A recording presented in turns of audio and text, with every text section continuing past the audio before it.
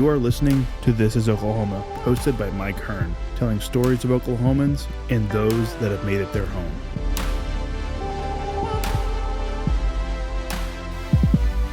What's going on, guys? Welcome back to another episode of This is Oklahoma. Mike Hearn here, your host, back with another episode. Exciting news.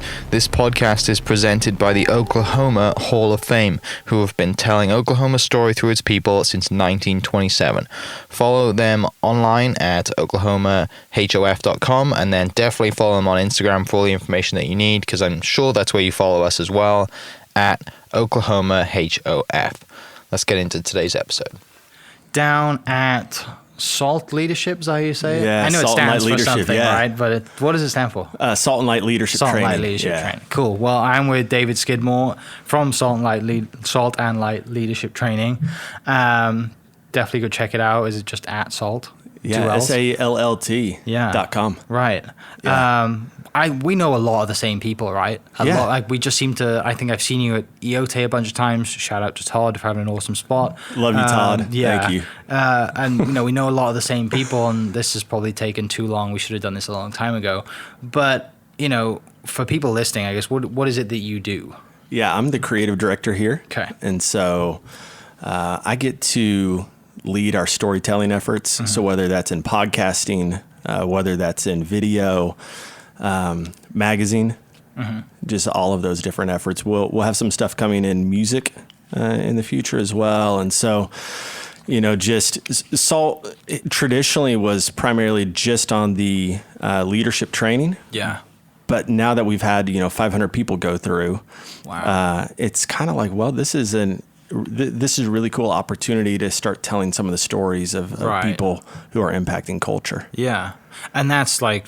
It's faith-based, and mm-hmm. How long has kind of SALT been going? And SALT. Yeah, I should know this as a storyteller. Yeah, so I think SALT was founded 12 years ago. Okay. Yeah, check me on that, West Lane, if you're listening. But I believe it was 12 years ago. And is it Oklahoma City based? Yes. Okay. So for those 500 people that have gone through, it's like they're all metro area kind of based. Yeah. That's really cool. Yeah. Is it...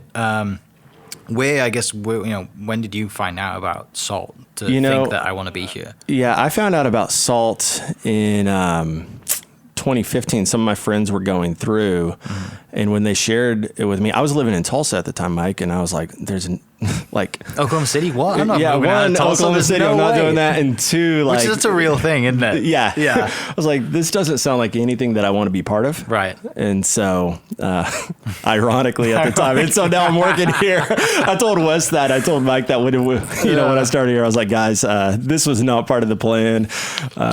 It's supposed to be a satellite thing. It's supposed to be still in Tulsa, working out of my office. Starting PEPA, people empowering powerful people all over, since we're doing acronyms. But,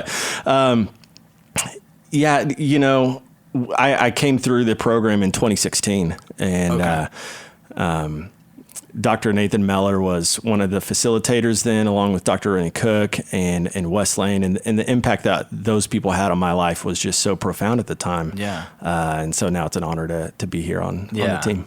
And calling Oklahoma City home is still weird. Oklahoma City is home. Yeah. Like, it really is home. And I think a lot of it has to do with having gone through SALT. Right. Kind of the background of how that happened. Mm-hmm. I had been living in Tulsa, and my mom was dealing with cancer at the time.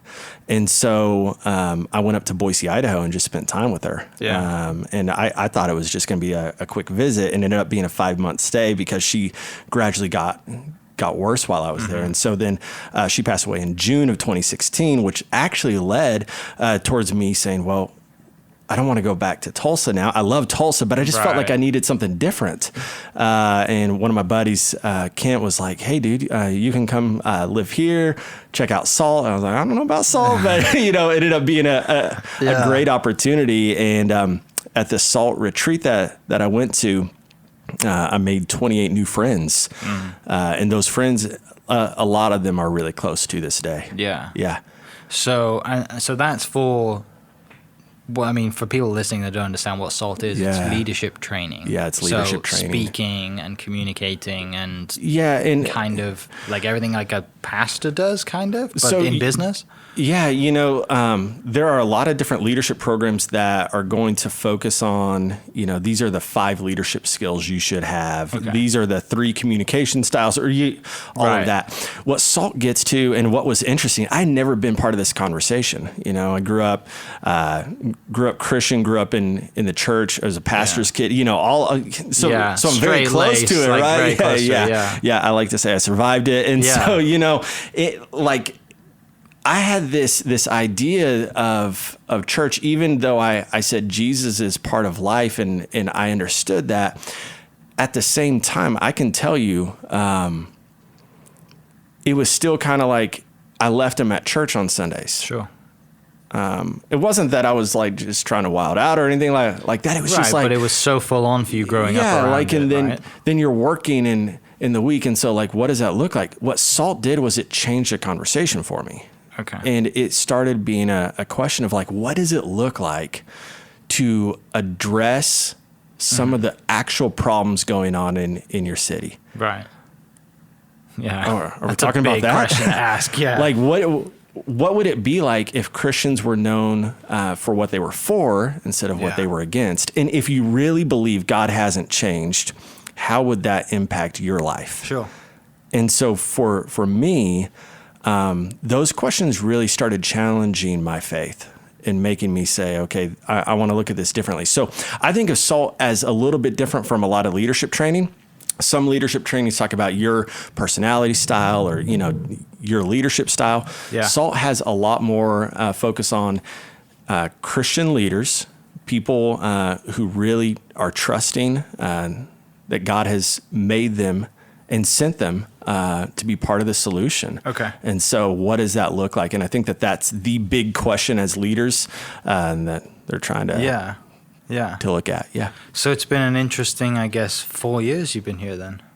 An amazing 4 years. I love Oklahoma City. Yeah. Yeah, I love this place. Great people. Yeah. Great impact. I didn't know some of the people, like Marcus Jackson, Les Thomas, who you interviewed. Yeah. Shout out Lemon Drop. I still laugh at that. Oh, he loved that too. Yeah, That's absolutely. funny. Yeah, so I would like, love to see him on. When he explained talking about singing in, he's so I can't talented. remember what he was talking about, but singing where he was on, on deployment, I would have loved to be in that room. Oh yeah, Just to see the look on their face and have his general just like, that was really cool. Yeah. This dude. He's incredible. But, yeah. Total shout out to legend. Les. Yeah. But yeah, like now, 4 years later, Oklahoma City is just, it's a place that I really care a lot about. I think it's underrated and overlooked. But a lot of people are making changes here, and that's exciting. I like the underrated, overlooked feeling though. Right? Yeah. Like it's still like, oh, we're kind of still, even though people are starting to discover us and there's more national press coming in with, 20C or whatever it is that are getting into the news, it's still nice to have that underdog feeling, isn't it? Yeah, like, it's we know kind what of we have here. Yeah, no one's discovered it yet. It's like March Madness, Cinderella team. Sure. Like who doesn't want to be a 16 seed or a 12 seed and, pull off a big upset. So about talk about our mutual friend Les. Have you seen him in action at a ball game? I have not seen Les I would love in to action. see him in action up there. Yeah, I've seen him at OSU football games, but not like in the arena for basketball. And I'm kind of excited for that first time of like seeing it actually happen. Sure. Because like Les is like, he's like napalm on fire, right? Just like Yes. boom, like there's this explosion of joy, like when he walks into a room. And so, I can't imagine what that's like in front of, 60,000 fans at a football game or, a basketball game. So I'm excited to see that soon. Yeah. So back up a little bit, grew up in Utah. Yeah. Utah's beautiful. I haven't been out there. It's but gorgeous, actually, I man. flew into Utah and connected coming home this Salt year. Lake City. It was amazing. Yeah. Flying in, like, the mountains look amazing. It's a hidden jewel. It's beautiful. Yeah, it's incredible. Why can't my layover be 3 days and I can stay and go explore? But so born and raised Utah? Born and raised Well, okay, so born in Cincinnati, Ohio. Lived there for 1 month. Moved to Port Huron, Michigan.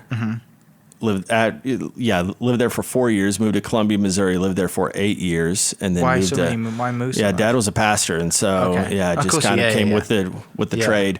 And so then we moved to Logan, Utah. Incredible place, just gorgeous. Some of my friends from high school, just amazing people. And then came down here to Oklahoma Christian. And so I've been in Oklahoma. You go from Utah and the beautiful mountains to come to Oklahoma Christian, like there's not a mountain. Yeah, it wasn't the weather or the scenery that sold me on it, but man, the people here, are pretty amazing. It's a good campus at OC. Good campus. Good campus. Yeah. And I tell people this, it was like the people in Oklahoma are friendly. Now you're Welsh. Yeah. Okay. Geography. How far is Welsh from Ireland?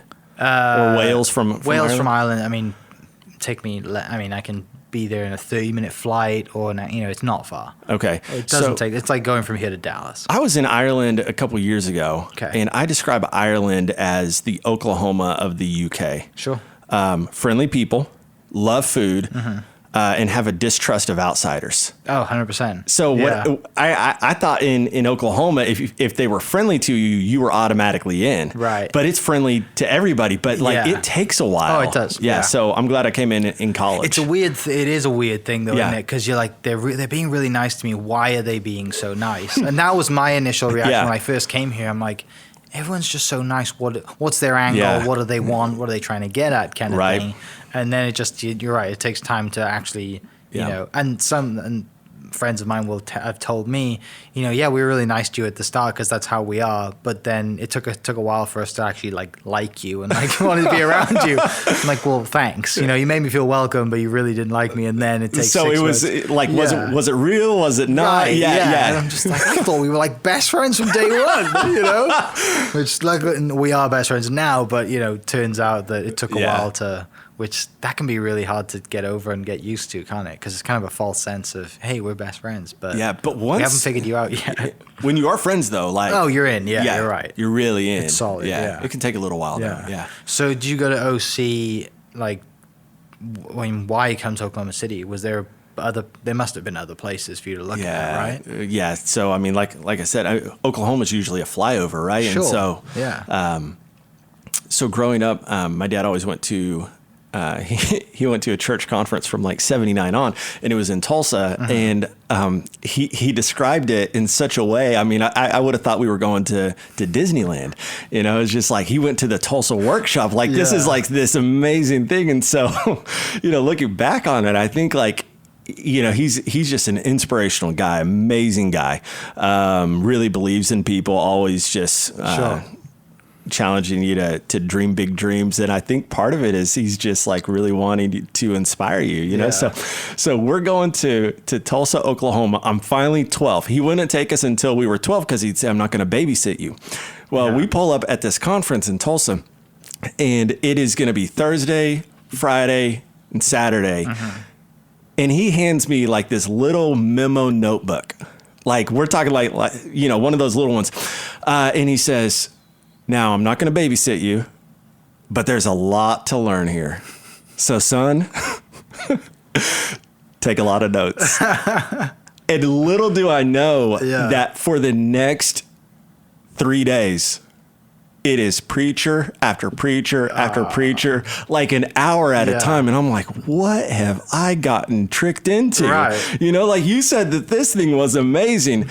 And, but some of those guys there ended up impacting my life in such a way. And it was just. Didn't realize how cool that moment was at the time. At the time, you're 12 years old and you're like, this is the worst thing for me right now. I've been giving a notepad and I have to listen to every guest speaker there is and take notes. I even in that moment though, like I had a very clear moment. I still remember a guy who ended up being a mentor, and I ended up becoming friends with his grandkids, and his name's Marvin Phillips. And at the time, he's in his 60s, 70s, something like that. Yeah. But I remember sitting in a room, and there were probably like 9,000 people in there. and he was up there speaking, and he was one of those people that it didn't matter what he was doing. He just like, he had a smile on his face. You just felt good around him. And I remember thinking as he spoke, we were like up in the rafters. Right. I was like, man, what would that be like? Like, oh, and I started dreaming like, man, I'd love to be up on a stage speaking to crowds of people. And then panic just hit me, like the idea of like that many people. Yeah, because I was kind of shy even at 12, like in large groups. It was terrifying. But I do remember feeling really inspired there at that time. Yeah. There's that's amazing. Watching, and I kind of had like, I have that similar feeling, right? With, you see someone on stage, you see someone that's very good at what they do. They look very comfortable up there. They're naturally good communicators. They hit every point they want to hit, and the crowd loves it and goes nuts.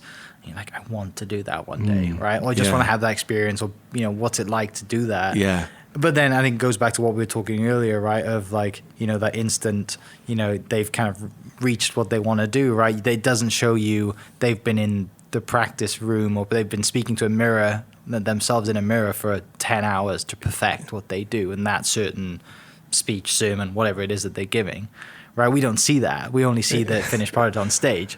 And I'm like, that's the stuff that I want. And I did a talk a couple of months ago, and I'm like, now I understand it more, because I grafted, and I put in some time, put in practice for a week solid, because it was my first one, and I was nervous, and I was still shaking and nervous when I did it. Just how was it? It was awesome. I loved it, but it was just got that buzz, right? You get that feeling from, it's incredible. I just spoke in front of 40 people, and it's like the biggest thing I've ever done. Oh, I love it. And then you do it to like, I don't know, what Marvin was doing, or to what Les does in front of 60,000 people. Like, that must be just unbelievable. And it's amazing, like when you look back on the process. I had a friend a couple of years ago point out to me, he's a little bit wiser, 55 years old, and he said, a lot of you young guys are looking for the moment when everything makes sense, and then you step forward. Usually preparation comes through process. And, as a golfer, I know you understand that. My golf game is terrible, which is why I just don't play. But there's that consistency. And, when I was in high school, I actually started loving the art of public speaking. Right. But I started loving it because of that workshop. And then I would come back, and my dad starts handing me cassette tapes. He started doing this when I was 14. He starts handing me cassette tapes of speakers, and I'm like, no thanks. Right. I got this. I can do this. When I was 16, I had a chance to speak in front of some kids at a church camp. Yeah.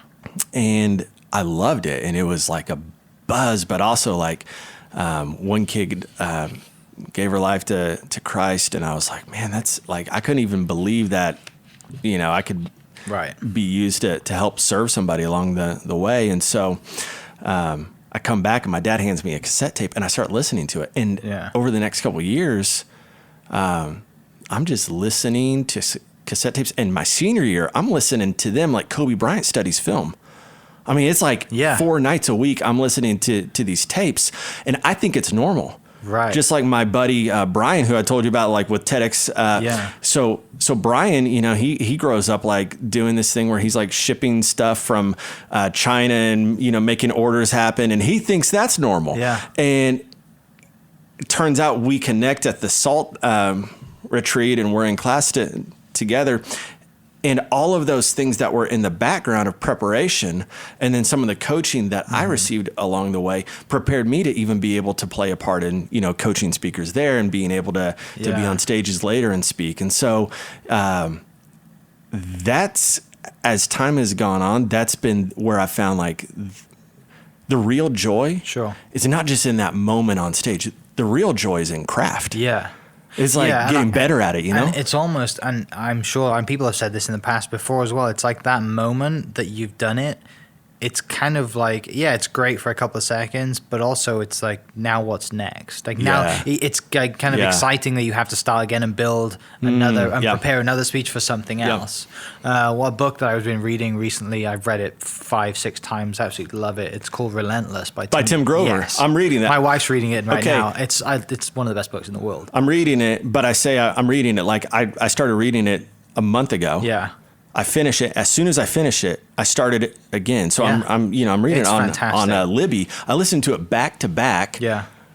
And then I bought it because that book, I mean, that idea of obsession over craft is something that we don't talk about, a whole lot. Yeah, we don't, do we? Yeah. And then we talk about like, I think everybody, and his big thing is coolers, closers, and cleaners, right? And there's not very many cleaners in the world.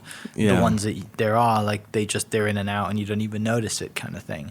And obviously, people listening, you don't know what the book is. Tim Grover was Kobe, Dwayne Wade, and Michael Jordan's fitness coach. True cleaners. Yeah. As well as a bunch of other guys that he kind of doesn't name. But I mean, and that, what a position that guy's in as well, to help prepare, what was it? I think one of the great stories now is preparing Dwayne Wade for the finals night when they beat Oklahoma City.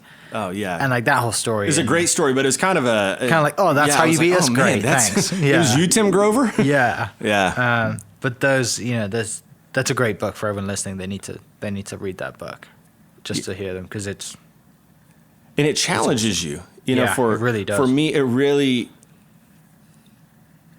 One of my colleagues, Zach, he says often, opinions are cheap. Yeah. And I think opinions are cheap, and also talk is cheap. Mm-hmm. And so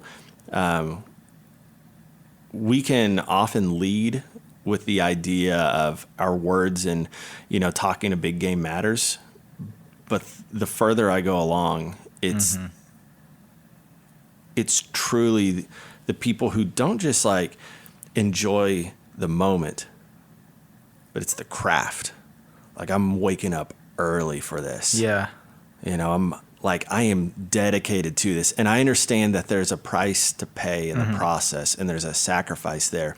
And when you have that kind of passion for something, when you have that kind of commitment for something, that's something I'm trying to grow in. If somebody said to me, hey, I'm a cleaner, I'd probably say probably not. You're right. Yeah, because cleaners don't like to, they don't know that's like what you mentioned earlier, that's normal to what you were doing by listening to those tapes. Yeah, or doing whatever it is. That's normal, and that's just normal to them. It's who they are. Yeah, you just I love the bit in the book where him and Michael, after a game, Michael would say to him, he'd say to Michael 5, 6, or 7. And that meant what time they were getting in the gym in the next morning, depending on how well the game went. Yeah.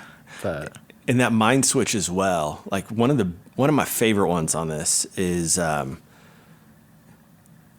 think we should take time to celebrate. Yeah. A lot of times we don't, but also celebration has its limits. And so part of celebrating really well is also being able to say, done, next. Right. And when you say done, next, you don't have to obsess over what just happened. Mm-hmm. Instead, it's just a step in the process. Yeah. And ultimately, I think it's about who you're becoming.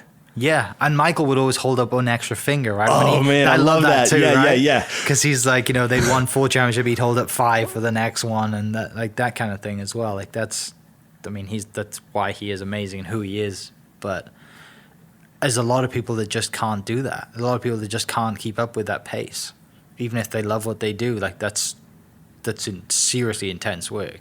It's incredible. Right. And I think that's part of it. Like, so I was in Switzerland a couple years ago. I was on the trip when I ended up in Ireland as well. One of the things that stood out to me is how underspoken every person I met was about their gifting. Mm-hmm. The Swiss are incredible, like in the things that they make. I'm not just talking Swiss Army knife or whatever, but I mean public transport as well. Yeah, it's unbelievable. Like, they are known for excellence, and so in that culture, the more I was there, it was like, excellence is just what we do, just a standard to them. And so I'd be like, wow, this is really amazing, and they get quiet about it. And then I thought, like, sometimes there's such a difference, in our culture where we might not even be at a point of excellence, but we'll talk like we're an expert. And it's like, hold on, wait. Yeah. It takes a long time. I loved when they talked about Kobe, talked about his passion and his focus in that he would watch game film. And he would watch so much film that in a game he couldn't be surprised. Because he had looked at every single angle. And so, clearly teachable, Because when you're at that level, you're hungry, you're teachable, you're always learning. But then somebody said, can you learn anything from some of these younger guys on the USA team? And he said, no. You think about it, because he's gone through so much more than what they've gone through. Right.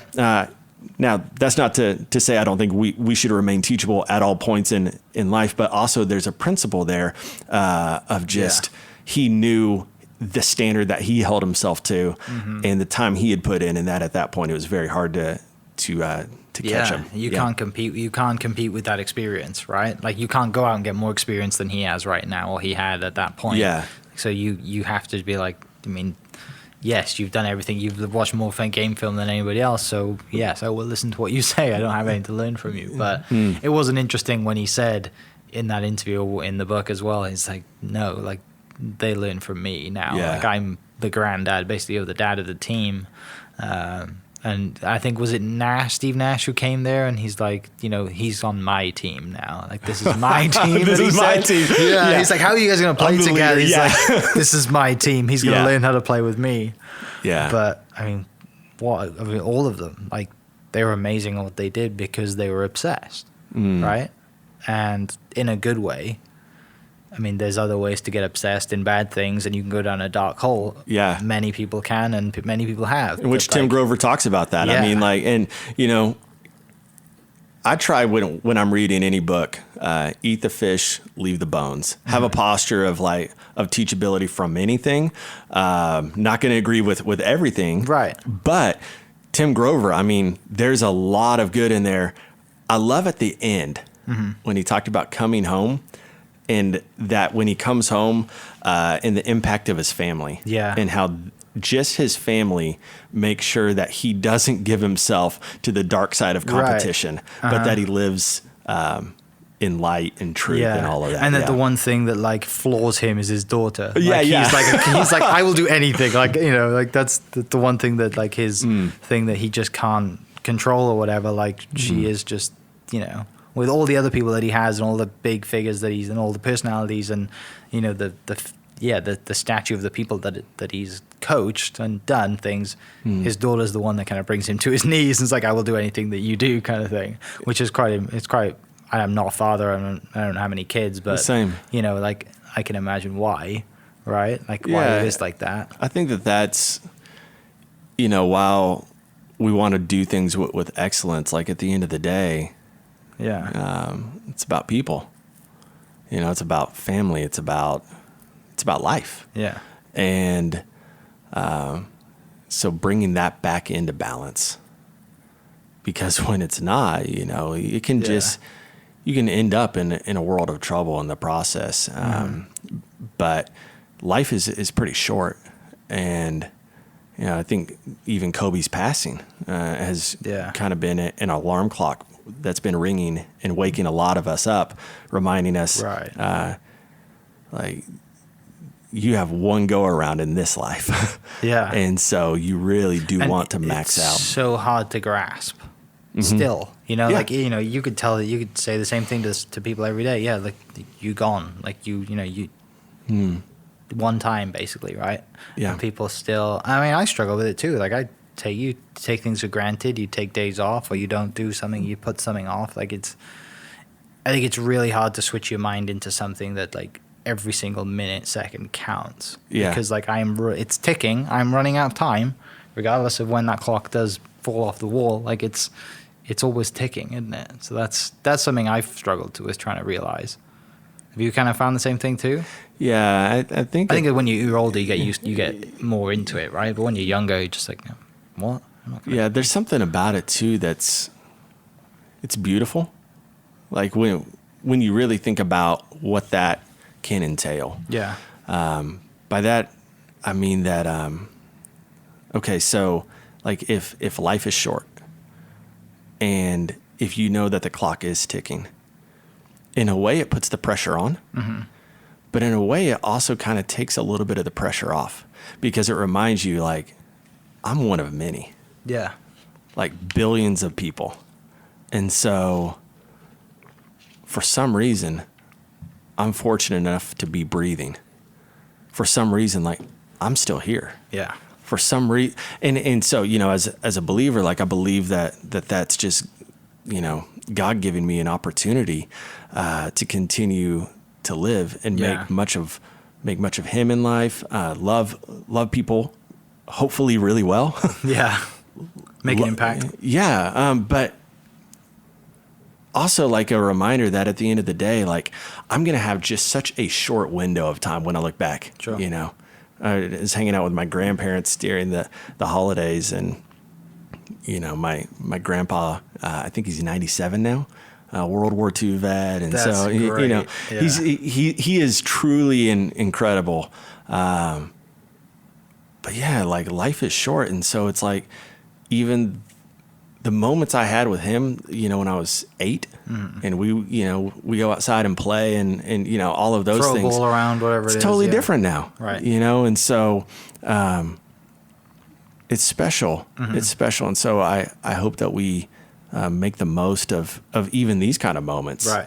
You know, maybe microphones right here, but like, I think it's C.S. Lewis, he said, you're never talking to a mere mortal.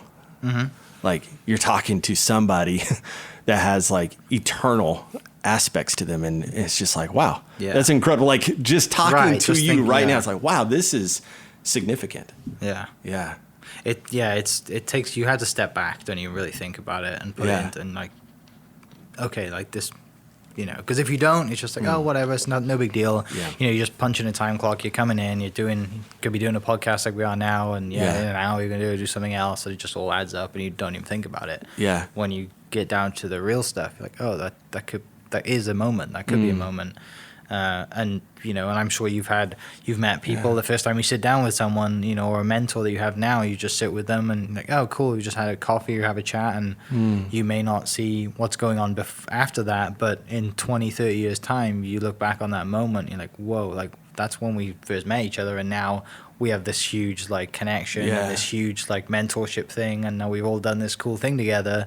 Like, no, you don't know that in the time, do you? But just having that awareness to realize that this actually could lead to something. Every moment you meet someone could lead to something greater and impacting more lives, and whether it's impacting just one person or if it's speaking in front of 9,000 and impacting 10 of those, whatever it is. Like it gets real when you start thinking about it, for sure. I've started to wake up every morning and just realize that like today's a new day. What am I going to do today to like, that's beautiful. You know, like yesterday's gone. Yesterday I've done what I've done yesterday. It doesn't matter now. You know, what do I do today that maybe built on from what I did yesterday, but also like, you know, new connection, a new day, a new opportunity is a great way to put it, right? And you created something, I mean, even right here, this is Oklahoma. Like this, it is ironic you not being so from ironic. here. Yeah, I think that's probably why people want me to do it, is because they listen to me talk all the time. But the funny thing is I interview people, I don't talk. I let them speak. Yeah. For the most part. But I mean, like, creating a podcast that's about stories. You're telling us in this that people matter. And I think that's sometimes like the thing that we forget. I think sometimes people forget that they matter. Right. And it's like, no, like you matter. I know I've had plenty of times when I've rushed past people, when I've treated people like they didn't matter. But I think in life, like one of the things that I really want to be about, and it's something you just talked about as well, is like, you know, life is opportunity filled. It's opportunity rich, or sometimes like life is all about a deficit, and life is about kind of ever decreasing resources and ever decreasing hope. I just don't believe that. Yeah. Like there is a lot of pain and suffering. And I've got some friends who have been through some things that are just, the fact that they're still in the game is incredible. Yeah. I'll also say that life and the opportunity that they have to impact people is unbelievable. Because when they show up after all of that pain, I mean, sometimes it's almost like when you've been through more, like you have a bigger resume for being used by 100%. God, by just having an impact in life. And I think like a lot of people, it creates in them an empathy that is, Right. it's unparalleled. Yeah.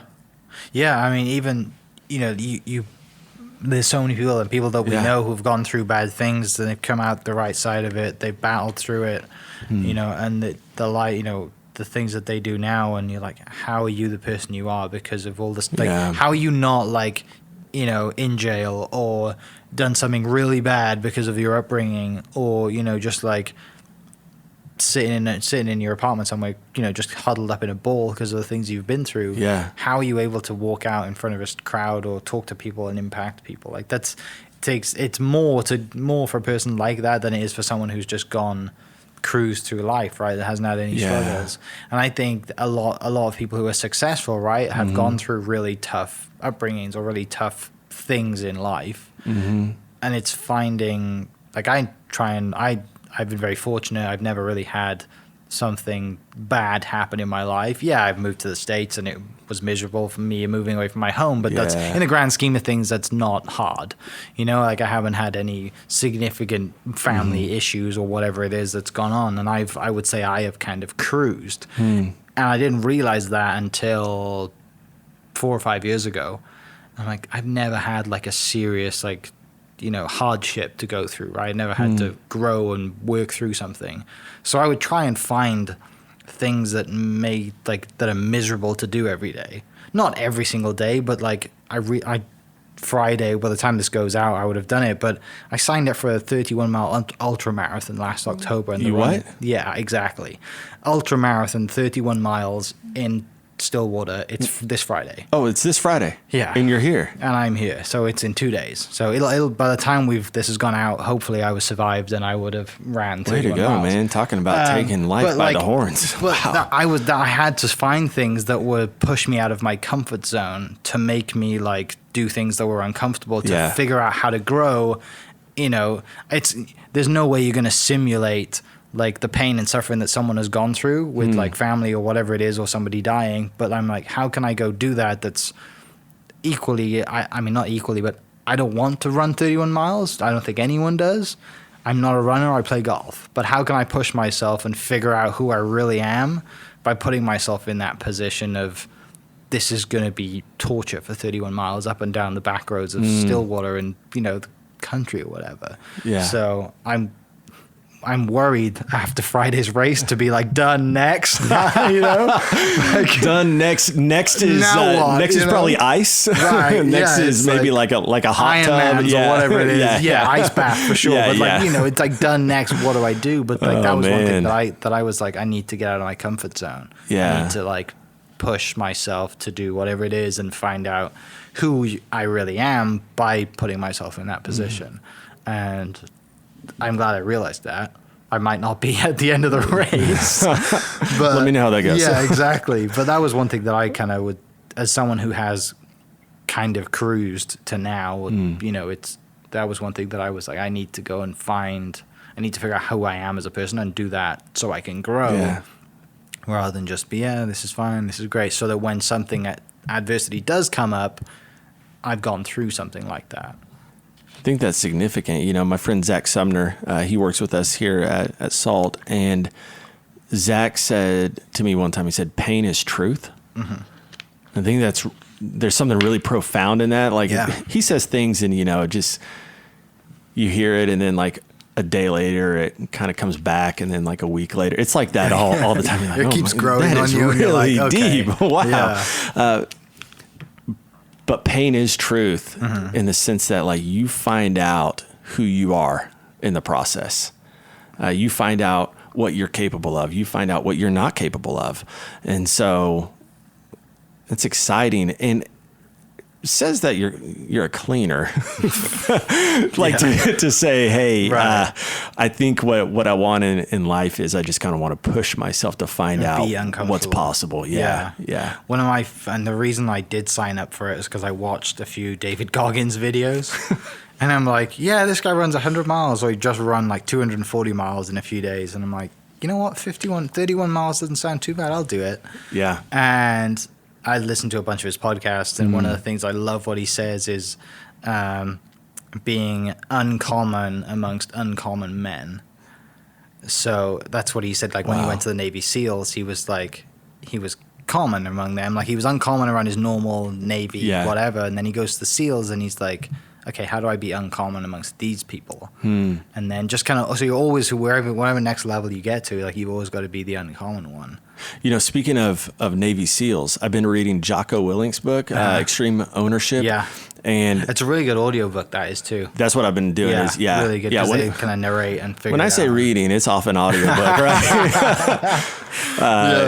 Get that while you're working out, you know, one of the things that Jocko talks about in a different area, though. I think it's a video on YouTube, but it's the idea of something being good. And there's a guy who's working for him, and every time something falls apart, he says to him, "Good." And it's the idea, you know. Usually we respond with, "Oh no, this is terrible," but in that like context of extreme ownership, in that, what is it? It's from suffering comes perseverance, and as you go forward, like that's actually gonna work for your good, right? If you don't give up, if you'll just stay in it, if you'll stay locked in, like there is a ton of pain, but that's bringing something that's beautiful on the other side, right? Yeah, so it's Do good. you listen to that audiobook like on +1 or +1.5? Because I can't listen to him normally because he talks very slow. It's like a 9 hour. You turn a 9 hour podcast into a 9 hour audiobook into a 3 hour one if you just speed him up a little bit because he's really slow. I like most books on double speed. Yeah. I had Tim Grover at 1.5.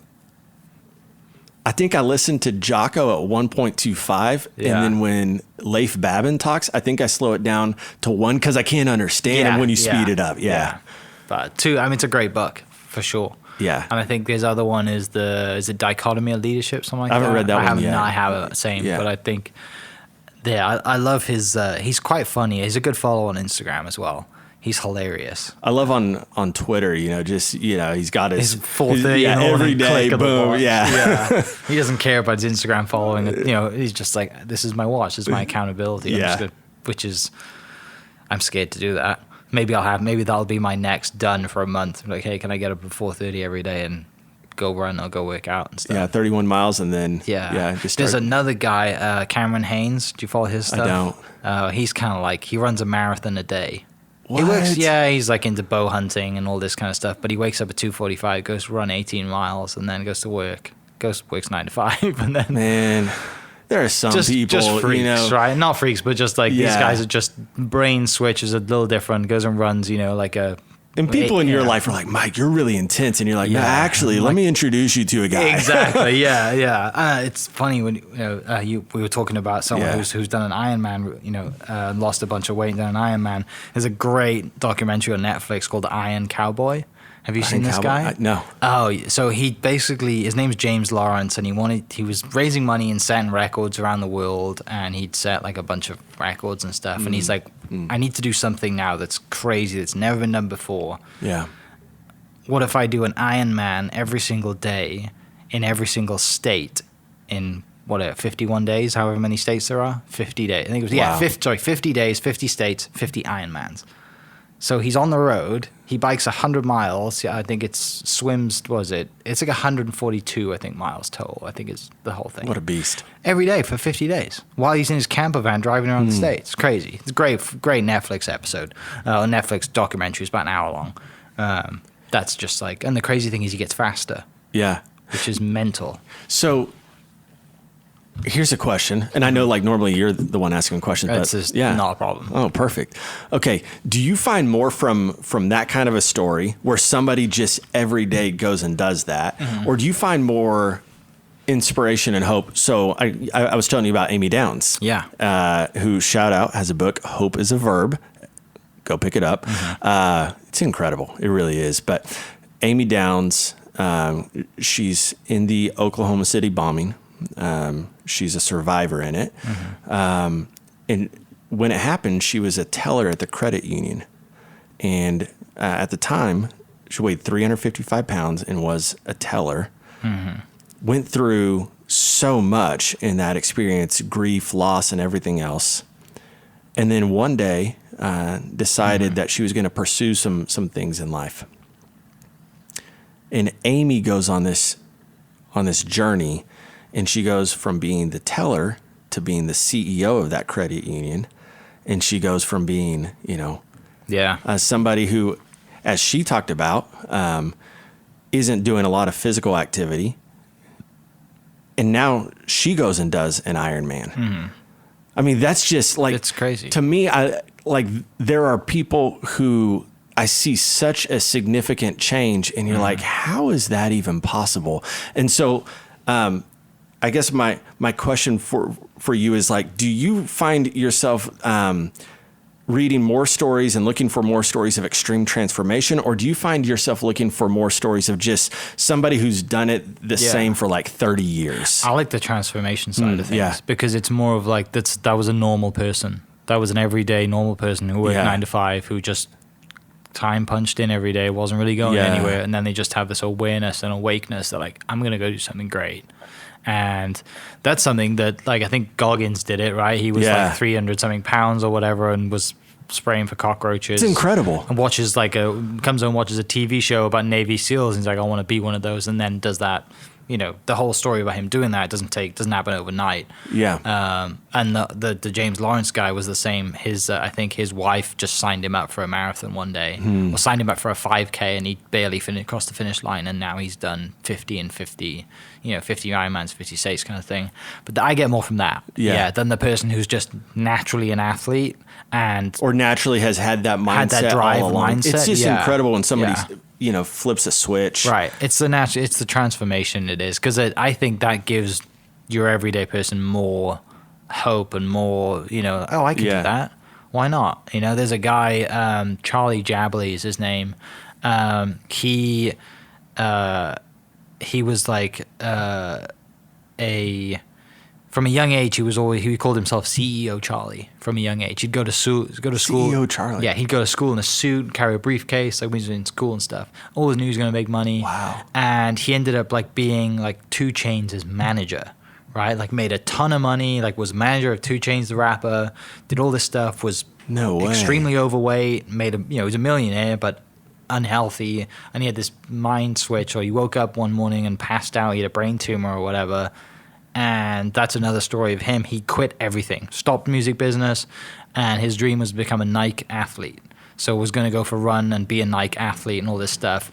And he goes on this huge transformation, diet, everything, moves out, does an Ironman, and like bikes across America. So he jumped on his bike and like had a team and rode across America, does an Ironman, and now he made his own Nike commercial. So like he had it professionally filmed, and then like 2 weeks later, Nike aired it, and we're like, he actually became a Nike athlete. No way. And he was on. Do you remember that the really kind of not controversial, but the Nike commercial that they did that had Kaepernick, and it was just after Kaepernick had did the whole knee thing. They were quite pushing the boat out by having him on it recently. He was in that commercial as well. So that's another story from going from like, but that's someone who wasn't naturally driven and successful and made a ton of money, but was unhappy and overweight. That was like, I'm going to be a Nike athlete now, and did the whole, and lost a ton of weight, and like, that's another crazy story. I think his Instagram is just @Charlie, I think, just a blonde guy, and you see his before and after picture, and you're like, that's a completely different human being. But definitely back to your question, like I love the transformation story, because it's, there's no reason why you can't do it, regardless of, you don't need money to work out. Do you have your internet connection? Yes. Well, YouTube some videos and do some bodyweight stuff in the house. It's gonna suck. Yeah, of course it is. But or anyone learning a language, whatever it is, like you can do it. There's nothing stopping you doing it, right?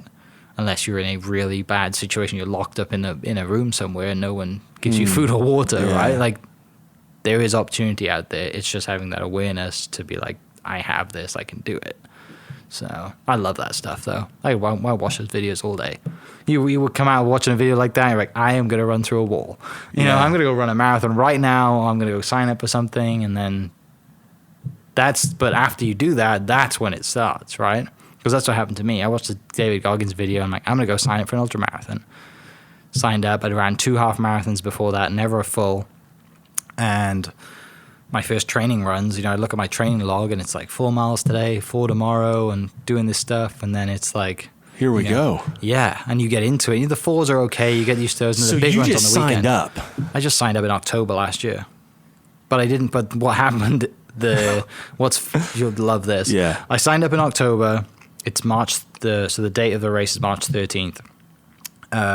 And I was out for 6 weeks over Christmas because I tripped in my garage back home and put a hole in my foot. Like, I took, me being an idiot, went out to grab something. You put a hole? I had a like all the way through? No, pretty close. I punctured a hole in my foot. Stood on something like the equivalent of an up to nail, basically, and I couldn't run for 6 weeks. Oh, brutal. And during Christmas, which is the easiest food to eat, right? Christmas, everyone's cooking, and I got fat for 6 weeks, basically, because I didn't run. Yeah, it was. Yeah, you're right. It was that.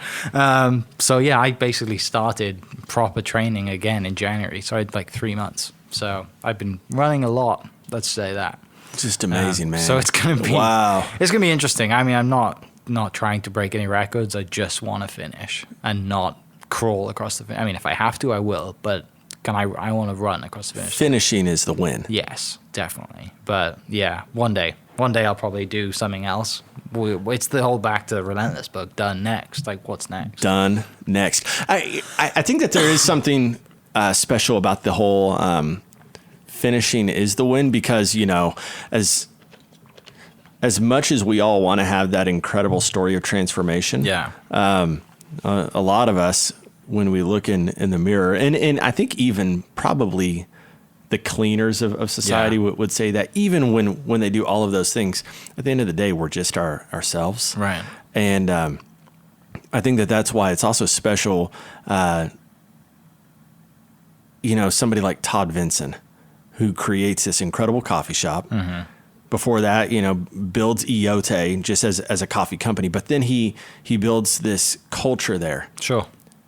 That's a safe space. It's a place where everyday people, if you're a cleaner and you're locked in and you're trying to build some masterpiece, maybe you're just like trying to figure out what's next in life. You may be, you know, wondering, how do I move forward? People who are grieving.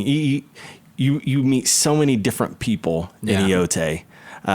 In Coffee Slingers, and these great places here in Oklahoma City that remind us that even with, you know, if you have a relentless drive, at the end of the day, like, there's something kind of beautiful, I'd say. There's something really beautiful to just raw, authentic humanity. Like, just people, man. Yeah. Like, does that make sense? No, I totally agree. And I loved going back to Todd. Like, I loved when, before we even had the coffee shop, right? Every Thursday they'd have that coffee kind of hang out at the roastery, and I'm like, I know I'm going here. It's in the calendar from 2 to 4, whatever it is. It's in the calendar every single week because I meet someone different there every time. I think I met Ben Winter there the first time I went.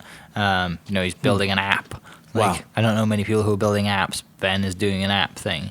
You know, and a bunch of other people who led to me having on the podcast and stuff like that. And like, you never know who's going to walk in, right?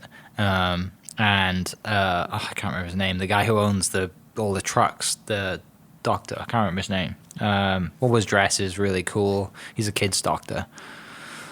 One of Todd's really good friends who owned the building. I think he owned the building. Oh, yeah. I can't remember his name. What is his name? Yeah, I know. Sorry, I don't know if he's listening, but I apologize if he is. He's a great guy. Oh, yeah. Yeah, fantastic. Anyway, can't remember your name, loves the Toyota trucks and the Overland thing. Let's text Todd real quick. No. Yeah. He'd be like, oh, it's this guy. Okay, so can I throw another one at you? Yeah. Okay, I'm breaking all the rules. I never get interviewed, so I love this. Oh, perfect. Interview the interviewer. All right, so clearly, like, when you're running ultra marathons, I think today, like in 2020, like, the new business card is a podcast. So it's like, hey, yeah, I got a podcast going. I've never had a business. But actually, I say that I had one when I first got into real estate. And you do. Yeah. It's just, an Apple Podcast or Spotify or whatever. How many episodes in? Recording this today, we've done 140. I've done 141. Okay. So like knowing the podcast side of things and knowing you have business and everything else, I mean, these are relentless pursuits. Right. Like you have to stay locked in. I don't see it as that though. Okay. I guess my question though is like, do you have anything that's, maybe it is this podcast, or maybe it's like on the, real estate side, but this is like people might not know that like this is the thing that you probably relentlessly obsess about, or you're completely enamored with, like a creative process, or something that has just caught your eye. It is the podcast, right? But again, like I spend more time doing the podcast than I do doing real estate. I don't enjoy the sales side of real estate, which is why I started the podcast. Initially was to like, I'm going to build a community and I'm going to sell real estate to these people. Call Mike. And right? Basically, but it took me,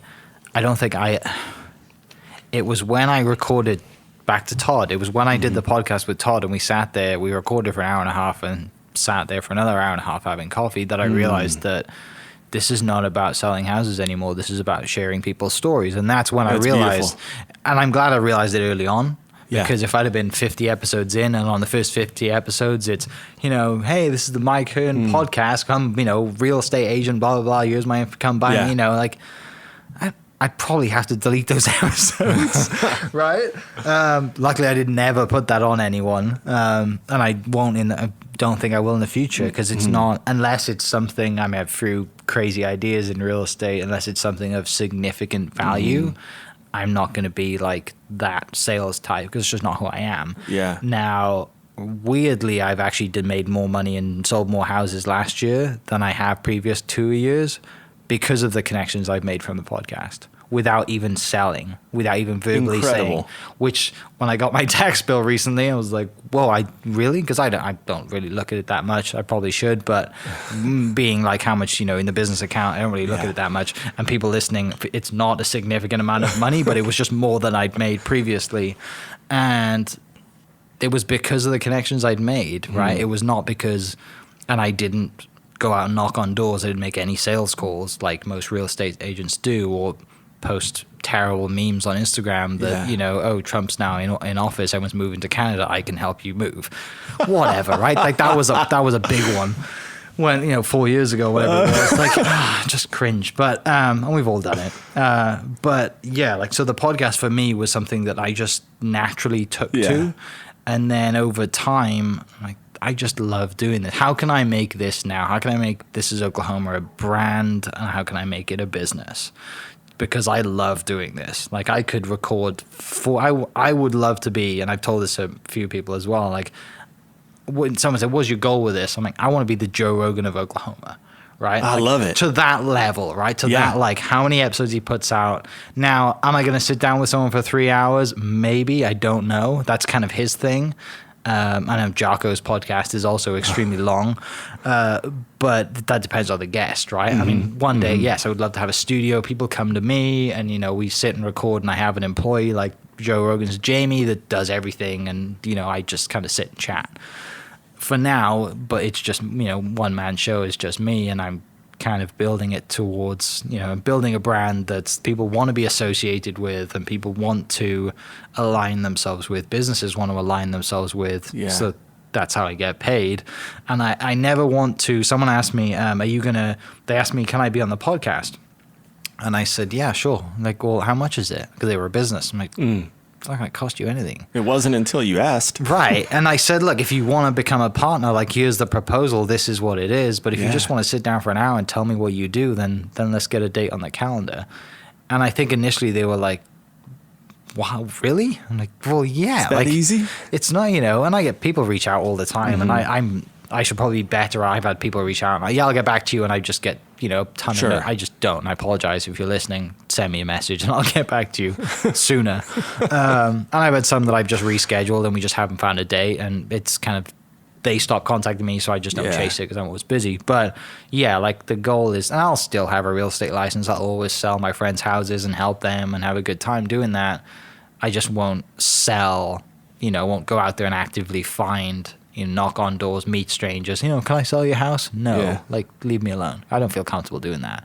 But sitting down and having a podcast, like we've met, once before this when I came and interviewed Les down Lemon here. Drop. Right, Lemon Drop. That's, we going forward. We got to call him Lemon Drop. But that was, like a 2-minute interaction, right? Like I haven't spent an hour with you like we are now.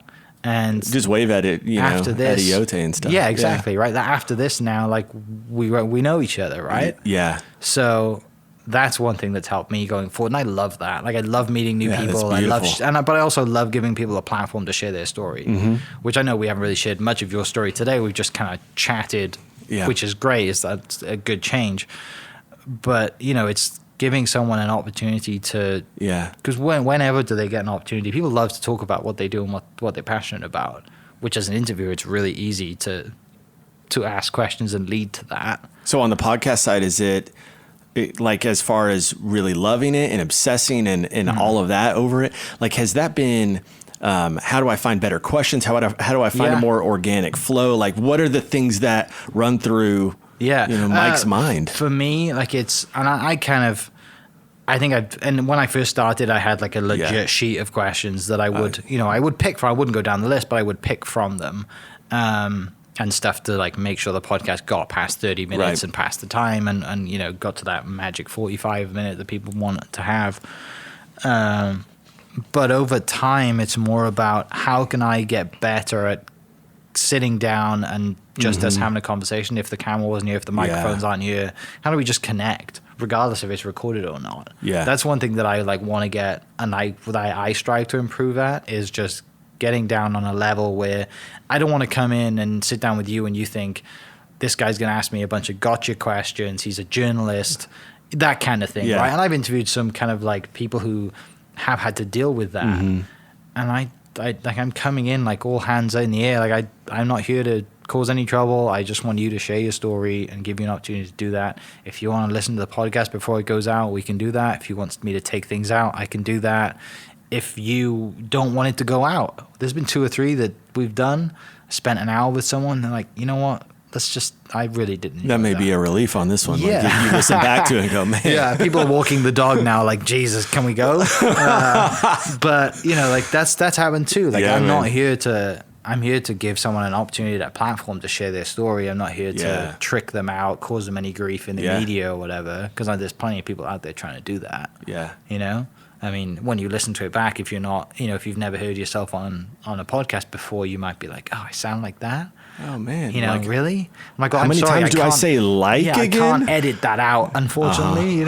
But I've had some people be like, I sound like that. I'm like, yeah, that's you. Sorry, that's just you're gonna have to get over that, right? Like that, I can't change. I was planning on sharing this with all of my friends and family. I don't think I'm going to now. The podcast got canceled. Right, but going forward, like that's what I strive to do, is to get better at just getting down to the ground, getting on the same level and having just a normal conversation as if we were just met at a coffee shop, right? Oh man. Probably at Iote. Sounds fantastic. Right? Tell me when. Yeah, exactly. So that's the goal. As far as like, and you asked before we recorded, do you have any questions that like unlock people? I think it's more the time you spend with them than it is like just that one question. Because if I asked you a really significant question straight off the bat, you're like, oh, yeah. And after the same question after an hour, you're like, oh, okay, well, it's you're more comfortable, right? You're more comfortable to share, and so that's one thing. But I just love doing it. It's just a lot of fun. It doesn't feel like work to me. Editing feels like work, right? Editing a podcast. If anyone wants to come on and learn how to edit, be an intern, be my guest. But, like you got 5 episodes in. Yeah, and I think that's usually where people figure out if they actually want to have a podcast. It's kind of like a blog. Yeah, it is. It's consistency. Yeah, I started a blog. 3 posts later. 3 years later. Yeah. Yeah. I had a friend, I just had lunch with him. I had a friend who did a daily blog for a year. And I said, I'm going to try this for 10 days. I think I actually did it for a month. I'm like, okay, I'm done now. Like I kept thinking of things to talk about every day. I'm like, I don't want to do this. Well, creating content and fresh content and saying it in a way that is going to connect with people, doing that consistently, doing that daily, that's a real challenge. Yeah, it's not fun at all. But it's I had and then I tried, people doing video blogs, right? The vlog thing was a big thing like 2 years ago. I'm like, I'm going to see how that goes. How can I do it? Can I use my iPhone and just make a video a day? How does that work? I did it for about 10 days. I mean, it was miserable because I'm not very good at editing video. Okay. But it was just like, I'm glad I tried that experience just to see and have a more appreciation for like a Casey Neistat who does it every single day to a high level. And I'm just video on my iPhone. All these videos, they're on the This Is Oklahoma YouTube. They're not very good videos, but it's just me, learning and practicing. And I'm good. I'm going to do a weekly one hopefully soon, more of like a travel series. One thing I haven't done with This Is Oklahoma is traveled outside of the metro area. I've been to Ishans to interview Ishans, and I've been to Tulsa a couple of times, but I haven't gone anywhere else. Mainly because no one's been paying me, and I kind of had to fuel's not cheap. When your wife says to you, "What are you doing today?" I'm like, "Well, I'm doing 3 podcasts." Where are they? Well, one's in Davis, one's this is like Watauga. Yeah, so these people aren't going to buy houses from you. Hopefully soon enough I'll have a kind of like a travel series partner on board that's going to provide vehicle gas, and we'll hit the road. And I will make a video from that too, because there's so much of the state that's untapped. And if there's travel companies that we have in the state that show videos, but I want to do that too, and get to the more people, the normal quote normal stories, people that nobody knows in like Davis or in Watauga or whatever it is. Like, and how many untold beautiful stories? 140 stories in Oklahoma. Like, there's endless. So. But I guess, I mean, what are we? Plenty of time in. I should probably talk a little bit about what you do on the day-to-day. Question 2 on the list. We're going for that 3-hour podcast. What does David do? So being like creative director and stuff, like that's a lot of stuff, right? Like you're like, I'm a creative director, all these things that content comes above. Yeah. So you look at every social media platform and podcasting, writing. Where does the passion for? I mean, are you like Lemon Drop, right? Are you into the music side? Are you a writer? Are you at speak? Like, where's your like center on that? Yeah, speaker, writer, storyteller. Okay. And so one of my big passions as well is connecting and convening. Somebody told me a couple of years ago, they're like, "You're amazing at networking." I'm not really into networking. I don't like networking events. Like, I want to have coffee with you. I want to hang out. I want to hear your story, but I don't want to usually just do like oh, hey, nice to meet you. Here's 90 seconds of small talk. Let's move on. And we're looking around the room to see who else is there the entire time. I was talking to my friend Logan the other day about this. Logan Rosenbaum, Rosenbaum Academy of Music. So he's a brilliant music teacher, and we had never talked about this, but there's something about speaking and music that really connected. And so when you talk about like creative director, what do you do? I'm trying to help bring stories that move people, help bring ideas that are worth spreading to the table. Sure. And so, with Logan, as we talked about that, we talked about how, with music, because everybody understands music. A lot of times people don't understand like how a story works. Right. A lot of times people don't understand how do you give a public speech that's going to engage somebody, motivate them, all of those things. And there's rules that apply there, just like music. Yeah. So what is it with music? You have like 12 notes, right? I think it's 12. I'm not a musician, but essentially like you embrace that there's a framework first off. So you just embrace that box and that limitation, right. and there's something in there. Okay. So within music, and two great musicians, you have John Williams. So John Williams is known because Harry Potter, so Hedwig's theme, da, da, da, da, da. I think I'm doing it right there. Yeah. Funny, okay. Yeah. And then Star Wars, da, da, da, da, da. Right. So John Williams is known like within story as melody. Okay. So John Williams is always telling story through the, I guess, just simply through melody, and then he brings under it what a musician would refer to as texture. Right. And that's everything else happening around it. But John Williams' music through melody. And so some storytellers just naturally go, some communicators just naturally go towards that specific message of like, I am going straight forward. This is what it is. They're really strong on melody. Yeah. Others, they're not nearly as strong on melody. Right. Follow me on that? Mm-hmm. Like, they're really strong on emotion.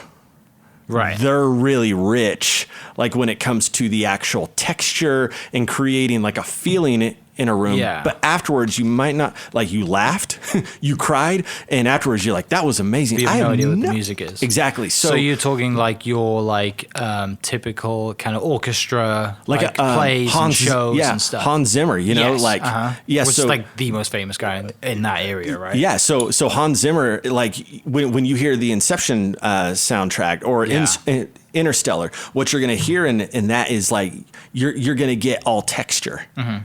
And in the background, there's a melody that's working, but you might not even be able to pick it out if it was solo. Sure. Because he builds all of it through conflict.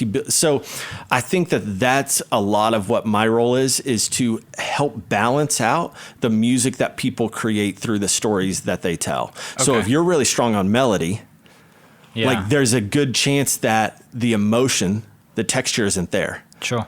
But if you're really strong on texture, a lot of times the story isn't there. And so that's a lot of what I do. We're building a podcast network here. So I got to, take some notes from you on how to do this. Telling stories through video as we go forward. Get to bring writers to the table with our magazine.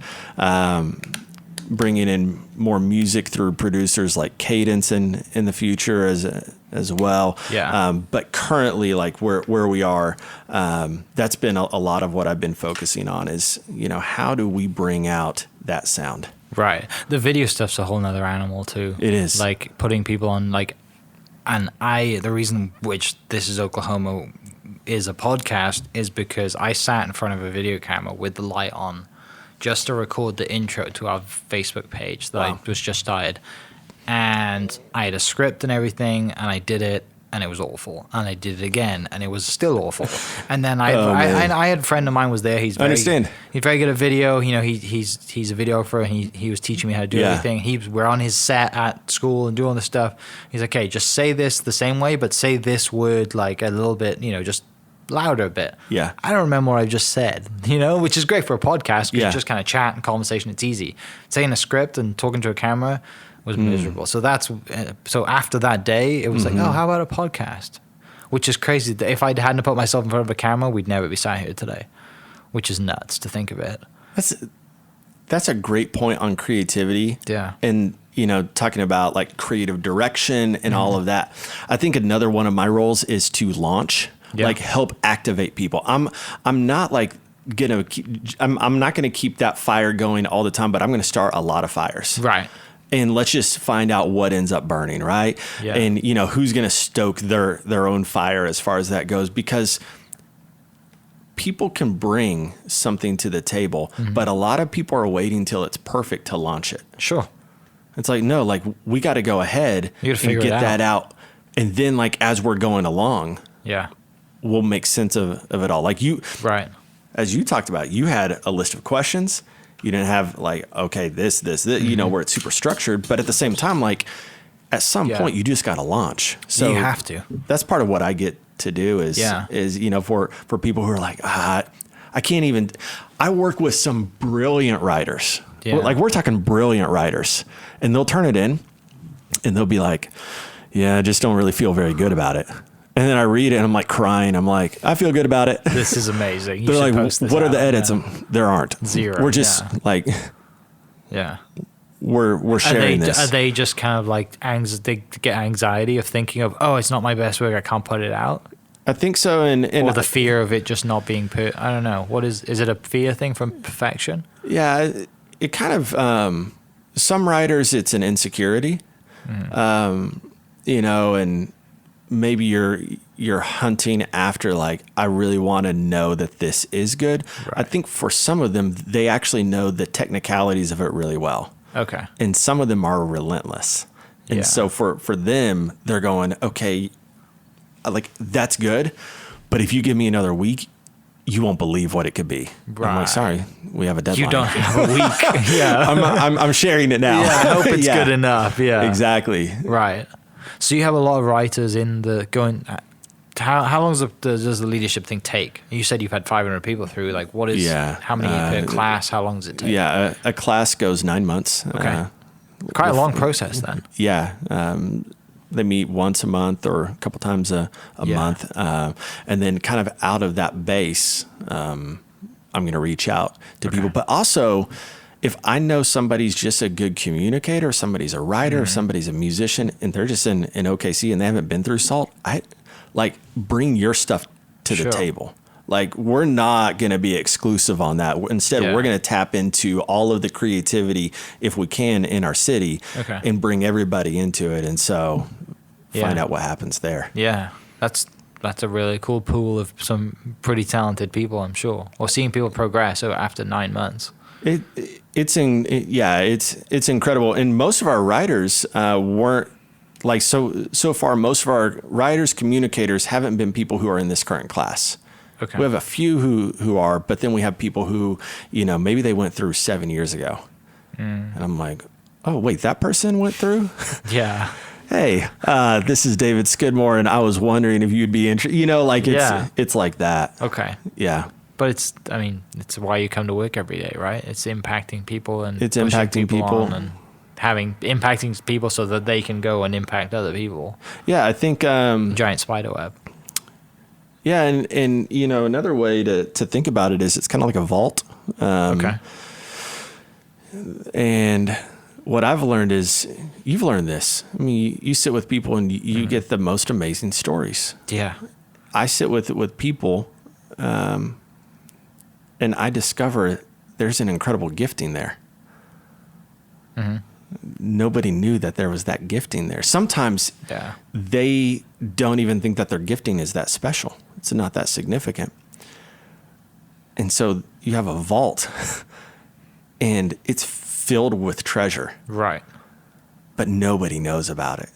What do I get to do? Yeah. Yeah. We get to say, hey, we got to share this with people. Time to open that door up. Yeah. There's so much wealth here. There's so much wisdom here. There's so much creativity. Yeah. And so I think part of what I get to do is unlock it in the process. Yeah. Yeah. That's so cool to see all that stuff. And I've kind of like, you know, you mentioned stories. Like, there's been some podcast stories where there's been people who aren't like known in the community. They're just a normal guy and have a story. And then I'm walking out of the podcast like, this is incredible. Like what this guy does, what this girl does, like no one knows about this. Those are the best stories. You know? Yeah. I'm like, this is I can't wait to post this one kind of thing. Yeah. But so back to current day and what the stuff which, you know, you've given me a fantastic t-shirt, which I can't wait to wear proudly around town. Hope Culture. Hope Culture. Yeah. Let's finish with that. Tell me a little bit about it. Yeah. So Hope Culture is 5 guys who came together, all connected through SALT. And the question came up, what would it look like if hope became the norm for our city?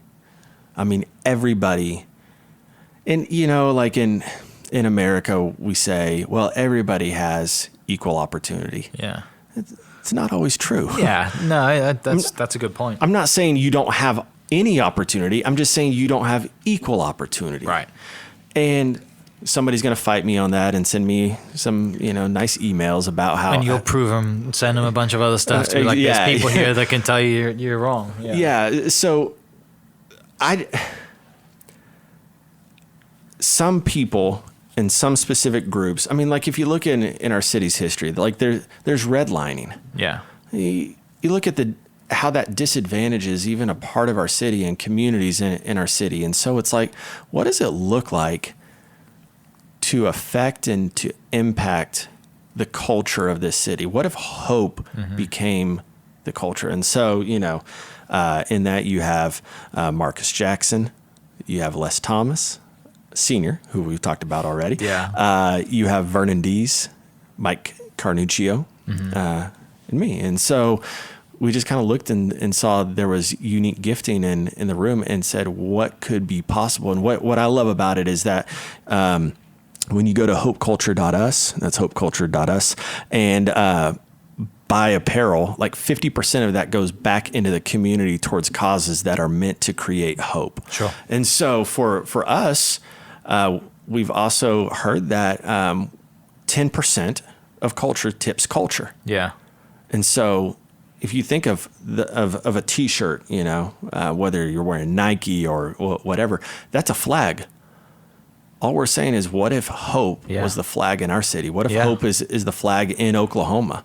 Hope-lahoma. Yeah. So let's change things so that we actually move the needle on stuff. Like, we're known as far as human flourishing for the things you should be doing best at. Sure. We're doing worst. And I think, like, as a Christian in this state, I'm just going to say it's an indictment on the church, where if you had any symbols and signs of human flourishing, you would think, like, per capita of how many church buildings there are, human flourishing should be incredible here. Yeah, it should be. Instead, we incarcerate more people per capita than anywhere else in the world. Thankfully, we have some people, in Oklahoma, like Adam Luck, who are affecting that with the Pardon and Parole Board and other things. But that's still affecting how we are. Like, our health outcomes are horrendous. What does it look like to create a place where everyone can thrive, where everyone can flourish? And that's what Hope Culture is about. Cool. Yeah. That's really good. And I know it hasn't been going very long, right? What, 6 months, something like that, maybe? Yeah. I've seen some of the events you've had. I know you had an event recently that a friend of mine, Deanne, spoke at, I think. Oh my. We went to school together. She's unreal. Like one of the most talented spoken word artists I've ever met. Yes. Yeah.